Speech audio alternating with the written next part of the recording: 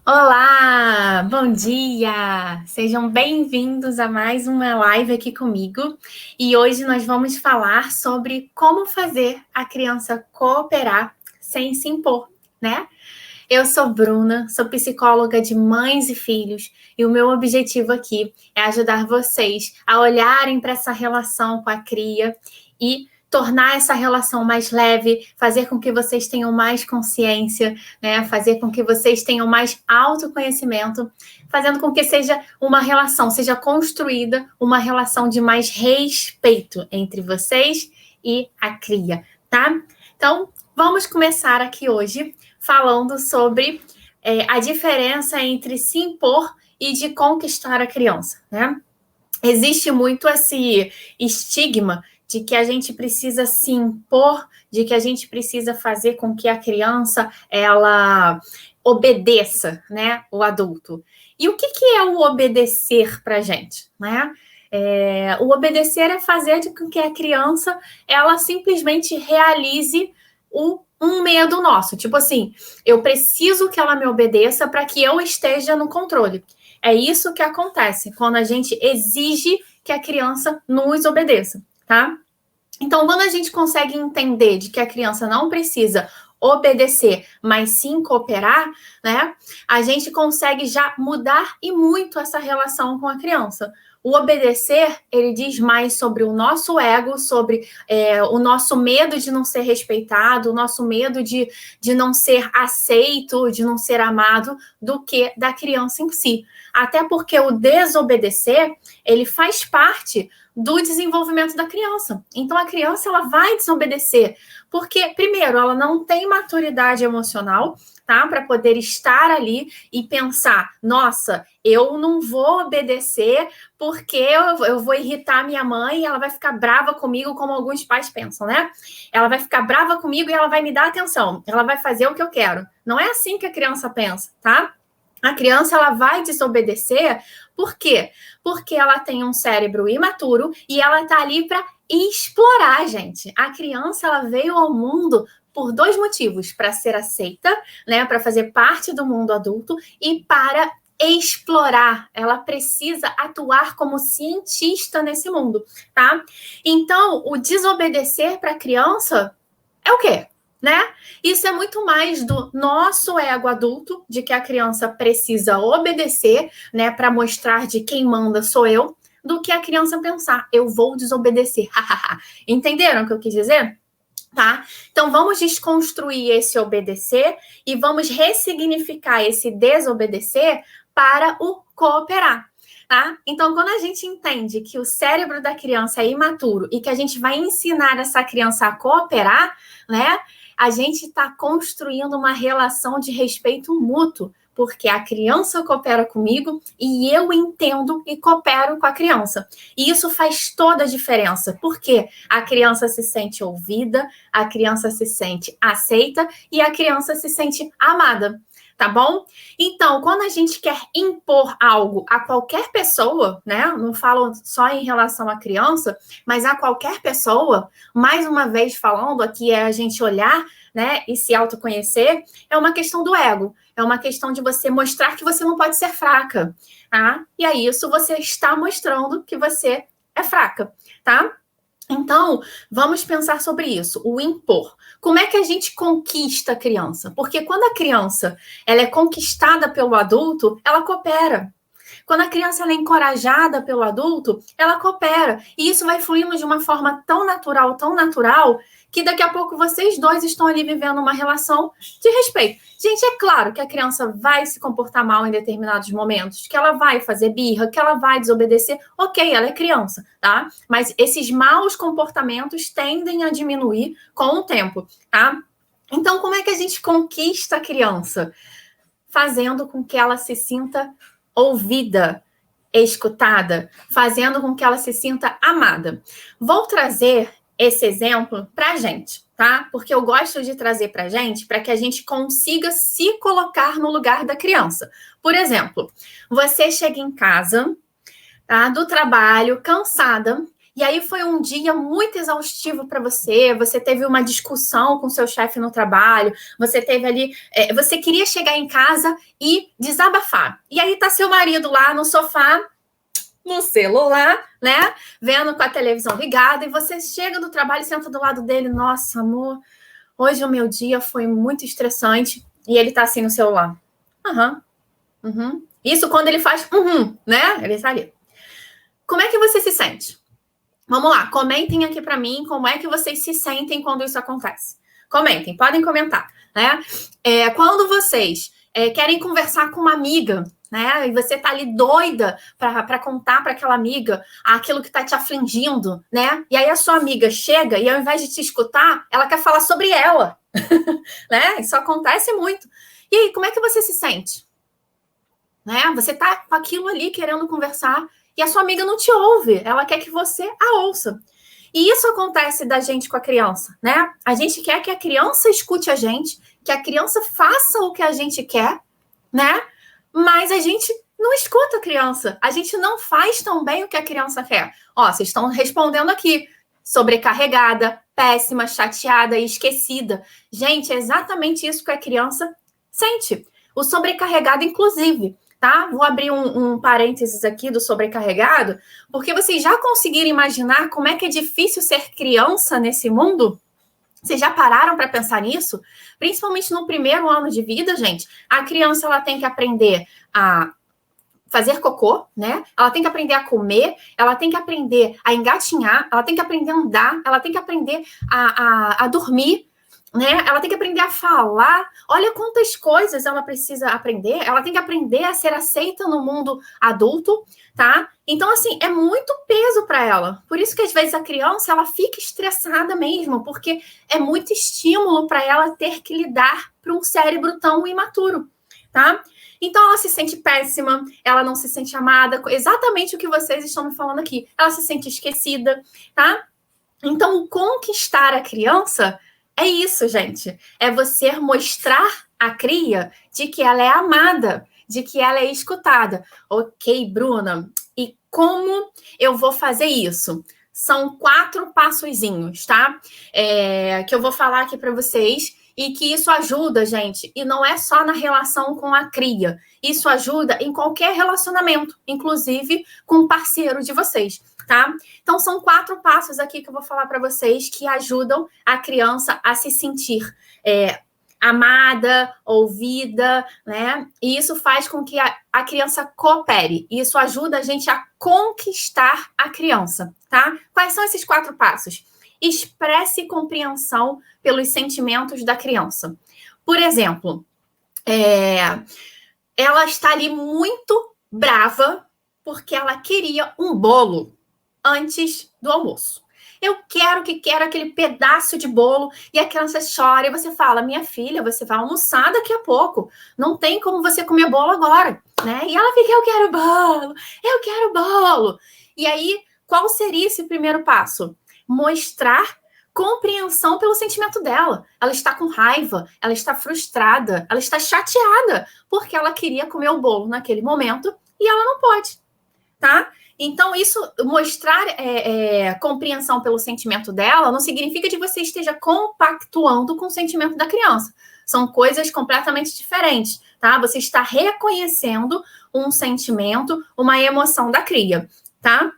Segundo passo, mostrar empatia sem concordância. Exatamente isso que eu falei. Você mostrar que você consegue entender o que ela está sentindo não significa de que você concorda com o comportamento dela, tá? Então é isso, ela tá ali, chorando, aos berros. Você quer um abraço? Vem aqui que a mamãe dá um abraço e eu não vou te dar o bolo agora.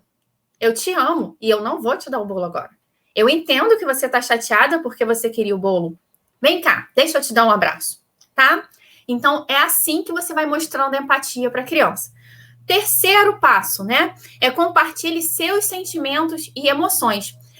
A melhor forma de vocês fazerem isso, por exemplo, é vocês contarem uma vez, uma situação de que vocês se sentiram frustrados e de que vocês não podiam ter aquilo naquele momento. Então, quando a gente mostra para a criança que a gente também fica com raiva, que a gente também fica chateada, né? Que a gente fica frustrada, a criança, ela fala, epa, isso não é só comigo que acontece. Então, qual é o mecanismo que dispara ali no cérebro da criança? Ela começa a ter empatia e aí ela tem mais probabilidade de te ouvir, né? Porque uma das maiores reclamações das mães para mim, inclusive, né, e pelo que eu observo nas redes sociais, é de que a criança não a escuta, né? A mãe vira para mim e fala: meu filho não me escuta, o que eu faço? Tá? Então, quando a gente cria essa empatia, essa conexão através do espelhamento, né, através de histórias suas, poxa, eu passei por isso uma vez, filho. Sabe o que aconteceu? A mamãe uma vez queria muito, muito, muito viajar, né? E aí veio um vírusinhos que ele era muito chato, sabe? Muito perigoso. E ele, às vezes, ele deixava as pessoas muito doentes. E a mamãe queria muito viajar. E aí a mamãe não conseguiu, a viagem da mamãe foi cancelada. Eu fiquei tão triste, eu fiquei com tanta raiva, mas eu respirei fundo e eu pensei, eu vou poder viajar no próximo ano, entendeu? E vai ficar tudo bem. O que eu posso fazer agora para poder eu me divertir? Aí eu pensei, então eu vou fazer um sorvete e vou comer esse sorvete. Então, é você ir mostrando para a criança que você também já se sentiu assim. E aí, como eu falei, né? A criança, ela dispara no cérebro dela essa segurança. Ele tem a mesma situação, então eu posso confiar. Deixa eu escutar o que essa pessoa tem a dizer, né? E aí, a criança tende a cooperar mais. E aí, o quarto e último passo é que vocês vão convidar, né? Não é obrigar, olha, vejam a diferença. Vocês vão convidar a criança para poder buscar uma solução, né? Então, vamos voltar à situação do bolo. Filho, eu entendo de que você quer o bolo agora, eu tô vendo que você tá muito chateado, não é mesmo? Você tá com raiva, você tá frustrado, porque você queria esse pedaço de bolo agora. E a mamãe não vai te dar, porque daqui a pouco você vai comer. Vamos achar uma solução? Você quer levar esse bolo para comer na escola? Ou você quer comer esse bolo depois que você jantar como sobremesa? Olha aí, né? Eu tô trabalhando duas ferramentas aqui, tá? Eu estou buscando uma solução junto com a criança e estou dando a ela escolhas limitadas, que são sempre duas, tá? Escolhas limitadas são sempre duas, pessoal. Ou isso ou aquilo, tá? E aí, normalmente, a criança vai se acalmando e ela vai tendendo a cooperar e ela vai tendendo a buscar essa solução. Tá? Então, quanto mais você vai praticando, né, tendo consistência, persistência na aplicação das ferramentas junto à criança, mais vocês vão tendo resultado. E mais vocês vão construindo essa relação de respeito e os maus comportamentos tendem a diminuir, tá bom?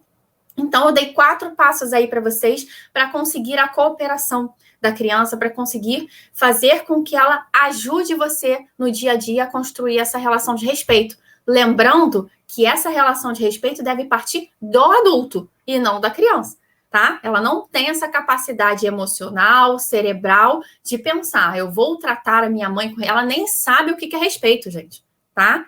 É você, papai, é você, mamãe, somos nós que precisamos ensinar isso à cria, tá? E aí eu queria trazer para vocês o objetivo primário da criança nesse mundo. Vocês sabem qual é esse objetivo primário? Será que vocês conseguem pensar, né? O que vocês mais queriam quando vocês eram crianças? Coloquem aqui para mim. Contem para mim, quando vocês eram crianças, o que mais vocês queriam dos pais de vocês? Né? Vamos pensar sobre isso. A criança, quando ela vem ao mundo, o objetivo primário dela é ser aceita. Ela quer ser aceita no mundo do adulto, entendeu? Através do brincar, atenção, é isso mesmo, né? E o brincar também é uma forma de atenção, tá? É exatamente isso, atenção. E a atenção, o que tem por trás dessa atenção é o ser aceito. Por isso, vocês já pararam para pensar que a criança, ela gosta de brincar do mundo adulto? Eu vou fazer comidinha, eu vou brincar de médico, eu vou vestir a roupa da mamãe. Aí tem criança que vai lá e calça o sapato do pai, calça o sapato da mãe, não é isso? Tem vezes que a criança pega a vassoura e finge que tá arrumando a casa, a criança pega a boneca e finge que tá tomando conta, né? Isso são coisas que ela observa ali no dia a dia e ela fala, epa, minha mãe tá fazendo isso, meu pai tá fazendo isso, minha avó tá fazendo isso, então se eu fizer isso, ela vai gostar mais de mim, né? Então, a criança ela precisa ser aceita. Esse é o objetivo primário da criança quando vem ao mundo, ser aceita. E é por isso que ela sempre está buscando fazer as coisas que os adultos fazem, tá? Inclusive, as tarefas domésticas não é colocar a criança para fazer trabalho escravo, né? É para ensinar a ela responsabilidade social, entender de que é importante ela cuidar do ambiente que ela vive, que ela mora, que ela convive, tá? Além disso, as tarefas domésticas criam conexão. Então, se você chama a sua cria para cozinhar junto com você, você pode se conectar com ela. É um momento que você pode conversar, você pode perguntar como é que foi o dia, tá? E você está ensinando ela responsabilidade de ter um compromisso. Eu tenho uma responsabilidade, não é só de cuidar do ambiente, mas eu tenho uma responsabilidade comigo e tenho uma responsabilidade com o outro, tá? Então, o objetivo primário da criança é esse, ser aceito. E vocês podem reparar que esse objetivo, ele continua o resto da vida, né? Como é que a gente vai se comportando no nosso dia a dia para poder sermos aceitos num trabalho, num grupo específico, né? Na sociedade em si. Então, o nosso objetivo, ele continua sendo para o resto da nossa vida. Algumas pessoas buscam muito mais isso, e aí isso é devido às falhas que aconteceram, às faltas, né? As falhas e as faltas que aconteceram na infância, e outros menos. Mas estamos sempre buscando essa aceitação, porque é uma forma de nos sentirmos amados, tá? E aí eu queria trazer para vocês que todo mau comportamento da cria existe por trás uma falta de encorajamento, tá? É um pedido de ajuda. Eu não estou me sentindo aceita, eu não estou me sentindo capaz de fazer isso, tá? Então, não é o mau comportamento, não é a criança querendo te manipular, não é a criança querendo te testar. Ah, Bruna, mas meu filho já tem 10 anos, meu filho já é um adolescente. Sim, nessa idade, é a criança e esse adolescente, eles têm maturidade cerebral para que te manipulem, para que te testem. Ok, mesmo assim, eu trago para vocês com toda a verdade do mundo de que por trás desse comportamento de manipulação e de testagem existe um pedido de ajuda, existe uma falta de encorajamento, tá?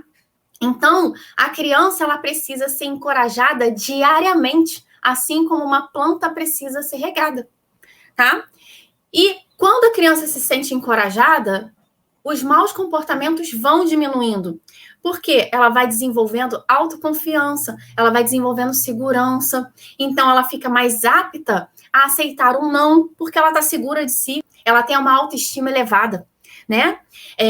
Uma criança que ela é encorajada, ela olha para um desafio e ela fala, eu vou. E se ela sente medo, ela fala para você, me ajuda? Então, é uma criança que ela vai desenvolvendo essa capacidade de falar sobre os seus sentimentos, de falar sobre as suas emoções e de, quando não conseguir, pedir ajuda. Ao invés de se comportar mal, ela vai falar, mamãe, eu não estou conseguindo, me ajuda? Papai, eu não estou conseguindo, me ajuda? Tá? Então, o encorajar. Por exemplo, né? A criança, ela está ali estudando para tirar uma nota alta. Ela precisa tirar uma nota alta, vamos supor, porque ela vai para recuperação ou porque ela vai repetir de ano. Eu recebo milhares de pacientes assim, né? E aí o pai vem para mim e vem sempre aquele estresse durante o ano inteiro de ameaças, de punições. Se você não estudar, eu vou tirar seu celular. Se você não estudar, eu vou tirar vou tirar a televisão. Você não vai descer, você não vai jogar futebol, você não vai fazer isso. Então, ou seja, vem cheio de ameaças e punições, né? Castigos. E isso desencoraja a criança. Desencoraja por completo, tá? Então, a melhor forma e isso eu venho mostrando muito para os pais dos meus pacientes e dos pais que buscam orientação comigo, Bruna, meu filho não está querendo estudar. Tinha um caso agora de um menino de 12 anos. Na verdade, ele é meu paciente, mas ele veio numa sessão comigo e pediu ajuda para o filho dele, né? E aí ele falou assim, Bruna, eu tenho um filho, você sabe, né? E ele não está querendo estudar de jeito nenhum, ele só quer ficar no celular. Toda vez que eu tiro o celular, ele fica agressivo. E aí, como é que faz? Aí eu virei para ele e falei assim, a primeira coisa que você vai fazer é construir uma relação respeitosa. É fazer com que ele participe da decisão sobre a vida dele.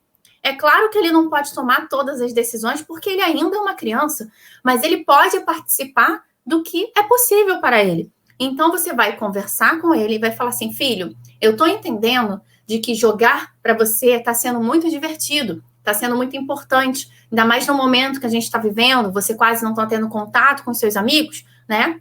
E é importante você estudar, é importante você ter conhecimento, tá? É importante você ter essa responsabilidade. Então, vamos fazer o seguinte, você vai me dizer a hora que você vai chegar do colégio e você vai fazer o seu trabalho de casa e a hora que você vai jogar no seu celular.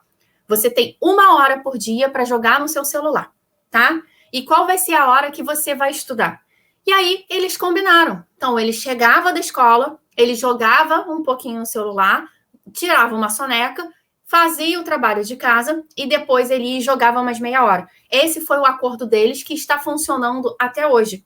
Então, quando a gente respeita o espaço da criança, porque às vezes a gente quer que a criança chegue da escola, almoce e faça o trabalho de casa. Às vezes, naquele momento, ela acabou de chegar da escola, ela está com a mente cheia. Então, talvez fazer o trabalho naquele momento, para ela, não seja o ideal.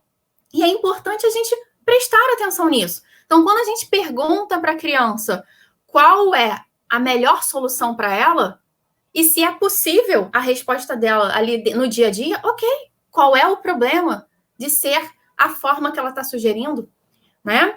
E quando a criança é pequena, você vai tentando fazer isso com ela. Filha, você quer primeiro jogar um pouquinho? Mas você vai jogar um pouquinho, você vai parar, a gente vai fazer o trabalho de casa, e depois você pode brincar mais um pouquinho.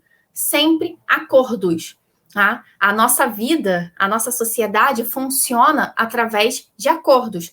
Então, quanto mais você faz acordos com a criança, reforça esse acordo, e na hora de cumprir o acordo você é firme e gentil, a criança ela vai tender a te respeitar, tá? E aí vem, né? Uma forma da criança te respeitar é ela entender de que você também erra e de que os erros podem ser positivos. O ser humano não gosta de errar, a gente se sente mal, né? Quem aqui se sente mal quando erra? Eu me sinto mal, quero que vocês comentem aí, né? Quem se sente mal quando erra? Quem tem uma dificuldade em assumir que errou, né? Quem tem uma dificuldade em assumir criança, vai lá e pede desculpas, vai lá e fala que você errou. E isso é pesado, né? Isso é muito pesado, gente, porque isso é pesado pra gente. E aí a gente passa esse peso para a criança. Então, quando a gente muda o nosso olhar sobre as situações, e isso é um exercício para a vida, né? A gente começa a olhar as coisas de uma forma positiva, a gente ensina a criança a olhar os erros dela e a levantar de forma mais positiva, a achar uma solução. A gente ajuda a criança a não se sentir tão péssima, a não se sentir a pior pessoa do mundo. A gente ajuda a criança a olhar para um erro e falar assim, tudo bem, eu errei. O que eu posso fazer de diferente? Né? Gente, os erros, em grande maioria das vezes, eles são aprendizados. Eles tornam, se a gente for parar e olhar, eles tornam a gente mais fortes. Eles tornam a gente mais sábios, se a gente der atenção a eles, né, de forma positiva. Então, quando a gente vê uma criança errando, ao invés de a gente falar, caraca, olha o que você fez, garoto. Olha o que você fez, garoto. Filha, vi que você derrubou o copo de água no chão, né? Tudo bem, acontece. Mamãe também já derrubou o copo de água. O que podemos fazer para limpar essa água? Não é? Olha a diferença. Imagine você quando derruba um copo de água no chão e imagine uma criança quando derruba um copo de água no chão. Me falem aqui, gente. As reações não são diferentes? Se você, adulto, derruba um copo de água no chão, um outro adulto vira para você e fala, calma, isso acontece, né? Vamos lá. Quando uma criança derruba um copo de água no chão, o que acontece? Seu desastrado, você não presta atenção. Entendeu? Tem que prestar atenção. Por que você foi pegar o copo de água e sair correndo? Não é assim? Não é? Comentem aqui. E isso entre outras coisas, né? Quando o adulto erra, às vezes vem uma outra pessoa, acontece, tudo bem, né? Vamos lá, quando uma criança erra, nossa senhora, parece que ela fez a pior coisa do mundo. E ela só está sendo criança. Quando ela pega um copo de água e sai correndo, ela está ali querendo trabalhar a coordenação motora dela. Entendeu? Outro dia, meu filho derrubou, quebrou um copo que esqueci na mesa, ele ficou tão sentido, eu só acolhi. Exatamente isso, é acolher. Filho, eu vi que você quebrou, tudo bem, a mamãe também já quebrou o copo, tá? Vamos limpar? Vamos limpar, vamos secar essa aguinha aqui, deixa que a mamãe cata o caco de vidro para você não se cortar, tá bem? Olha a diferença. Se a gente tratasse todo mundo assim, o mundo seria muito diferente, o mundo seria muito mais gentil, né? E aí é que vem o conceito da disciplina positiva, educar através de uma relação democrática, de uma relação respeitosa, sendo firme e gentil, impondo limites de forma firme e gentil. Esse exemplo do copo cair no chão, né? É você colocar um limite. Ok, aconteceu, você errou, é importante para você aprender a não correr com um copo de vidro, né? Vamos limpar. Da próxima vez, não corra com um copo de vidro, né? Lembro que quando criança, meu pai ficava muito bravo e gritava, me sentia tão mal. Por isso, hoje, com meu filho, tento agir com empatia, pois me lembro do sentimento, e era horrível. E é mesmo, gente. A gente não gosta de dedo apontado na nossa cara. E fazemos isso constantemente com os nossos filhos, tá? E esses comportamentos que temos com os nossos filhos, se a gente for parar e pensar, eles são nossos. Eles são nossos de quando éramos criança, tá? E nós não fomos acolhidos. Hoje, graças a Deus, a gente consegue ver, a gente consegue ter acesso a muita informação, e aí na hora a gente tenta ali, né, dar uma mudada no nosso comportamento. Mas é muito isso, tá? Gente, esse foi o tema da live de hoje. Adorei estar aqui com vocês, tá? Se vocês tiverem dúvidas, podem me mandar direct. Então, hoje eu ensinei aqui alguns passos para vocês fazerem com que a criança coopere sem vocês se imporem, tá? Então, muito obrigada. Semana que vem teremos mais live. Adorei a participação de vocês. Um beijo e até a próxima.